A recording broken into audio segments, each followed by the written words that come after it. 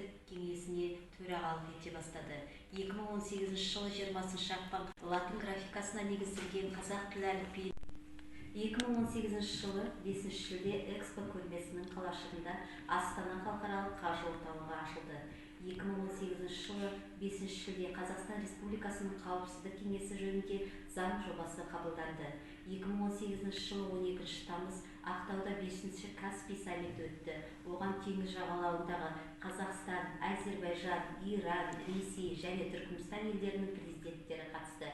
2018 жылы 19 маусым Қазақстан президенті Нұрсұлтан Назарбаевтың жарлығымен Түркістан облысы құрылды.